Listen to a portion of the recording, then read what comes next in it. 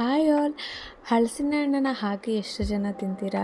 ಹಲಸಿನ ಹಣ್ಣಿನಲ್ಲಿ ವಿಧ ವಿಧವಾದ ರೆಸಿಪೀಸ್ನ ಮಾಡಿಕೊಂಡು ಎಷ್ಟು ಜನ ತಿಂತೀರಾ? ಈ ಥರ ರೆಸಿಪಿನ ಯಾರಾದರೂ ಟ್ರೈ ಮಾಡಿದ್ದೀರಾ ಇಲ್ವಾ ಅಂತ ಈ ಒಂದು ಫುಲ್ ವಿಡಿಯೋ ನೋಡಿ ನೀವೇ ಕನ್ಫರ್ಮ್ ಮಾಡ್ಕೊಳ್ಳಿ.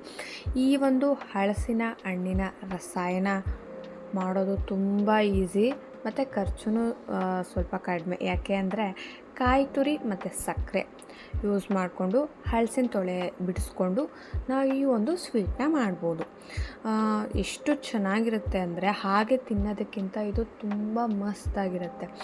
ಹಲಸಿನ ಹಣ್ಣನ್ನು ಬೀಜದಿಂದ ಬೇರ್ಪಡಿಸಿ ಅದನ್ನು ಸಣ್ಣನೇ ಮತ್ತು ಉದ್ದನೇ ಪೀಸ್ ಥರ ಒಂದು ಬೌಲಲ್ಲಿ ಹಾಕಿ ಇಟ್ಕೋಬೇಕು. ಈ ಒಂದು ಅಂದರೆ ನಿಮಗೆ ಎಷ್ಟು ಬೇಕೋ ಅಷ್ಟು, ತುಂಬ ಕ್ವಾಂಟಿಟಿ ಬೇಕಂದರೆ ತುಂಬ. ನಮ್ಮನೇಲಿ ಎಲ್ಲರೂ ತುಂಬ ಸ್ವೀಟ್ ತಿನ್ನಲ್ಲ, ತಿಂದರೆ ನಾನು ತಿನ್ನಬೇಕಷ್ಟೆ.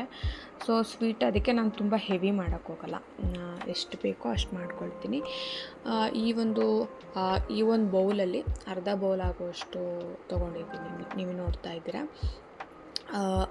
ಸಣ್ಣನೇ ಮತ್ತು ಉದ್ದನೇ ಪೀಸ್ ಥರ ಮಾಡ್ಕೊಂಡಾದಮೇಲೆ ತುರಿದಿಟ್ಕೊಂಡಂತಹ ಕಾಯಿ ತುರಿ, ಹಾಗೆಯೇ 2-3 ಸ್ಪೂನು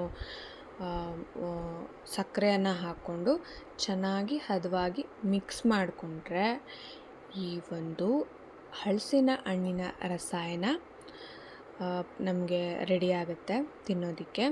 ಅದನ್ನು ಸರ್ವ್ ಮಾಡ್ತಾಯಿದ್ದೀನಿ. ಎಷ್ಟು ಚೆನ್ನಾಗಿ ಕಾಣಿಸ್ತಾ ಇದೆ ನೋಡಿ, ಅಷ್ಟೇ ಟೇಸ್ಟಿಯಾಗಿರುತ್ತೆ. ನೀವು ಸಹ ಟ್ರೈ ಮಾಡಿ, ಯಮ್ಮಿ ಆಗಿರುತ್ತೆ. Thank you all.